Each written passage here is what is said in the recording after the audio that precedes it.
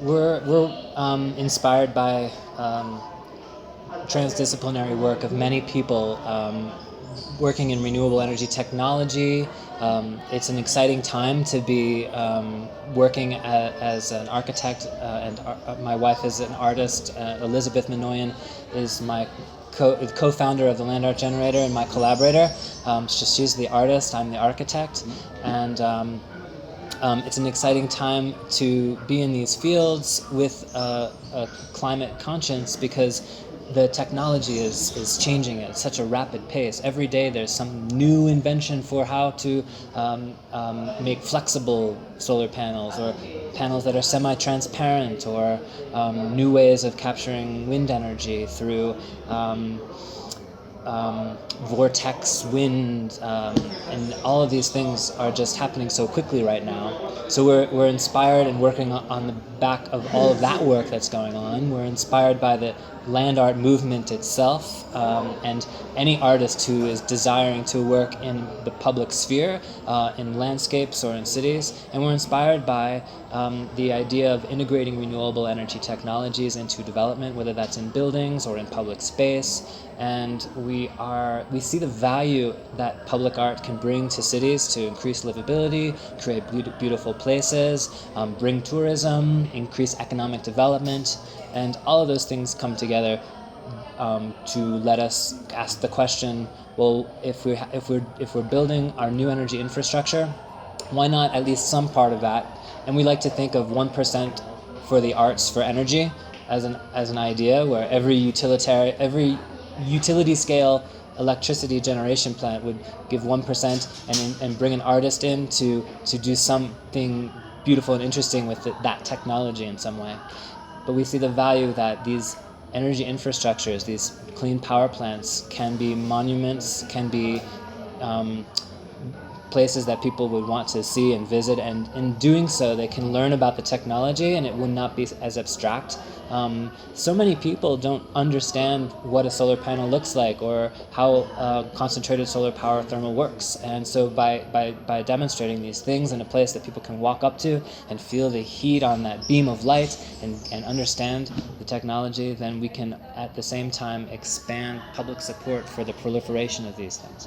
Oh, well, it's important, and this is something that I did not mention in the talk, but these are works of art first, they're power plants second, a close second, because it's critical for us that these artworks be generating electricity more than they use at site. So these are giving back to the grid with immense amounts of electricity. That's what defines the land art generator. But this is not the cheapest kilowatt hour, maybe the most expensive kilowatt hour. But the point is not to generate clean energy at the cheapest.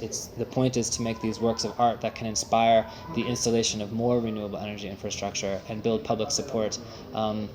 And it's interesting because we're at a time now where solar panel is basically at least the same cost, or maybe even less expensive than any other external high performance material.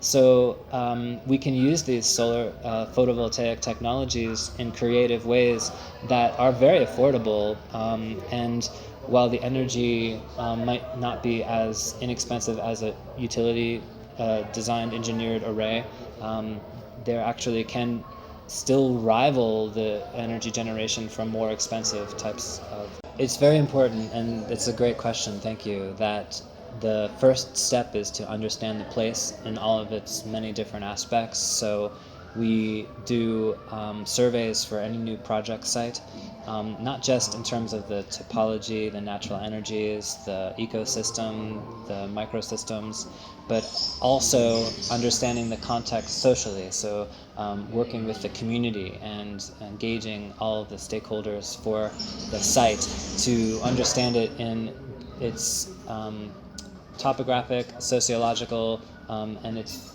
historical context.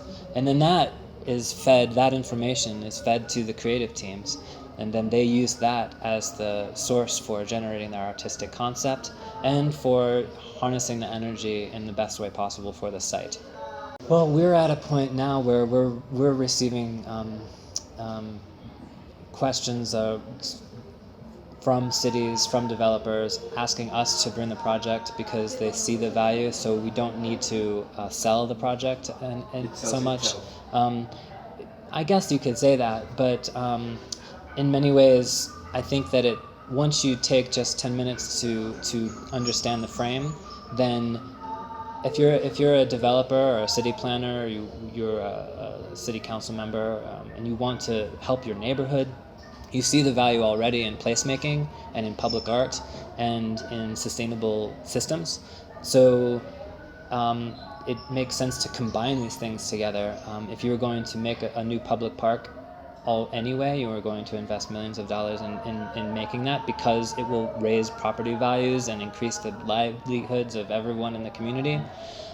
Then you see that, at the same time that I'm doing that, I can create this work of art in that same land area that will generate electricity for all of the surrounding homes in the area.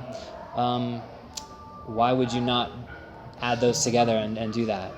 It always is important to, in conversations early on, understand the value of public art for its own sake, because each public artwork is an investment. Land art generators are unique in the fact that they pay back that investment over time by the generation of kilowatt hours of electricity.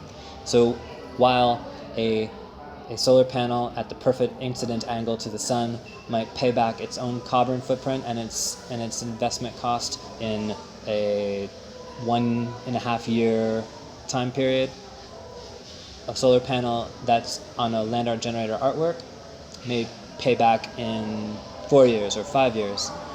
So it's about looking at a slightly longer window of return on that investment financially. Yes.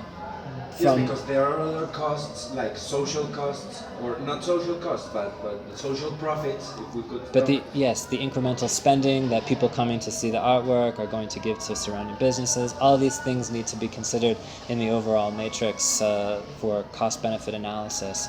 And we find that the land art generators rise to the top of that equation simply because they are regenerative.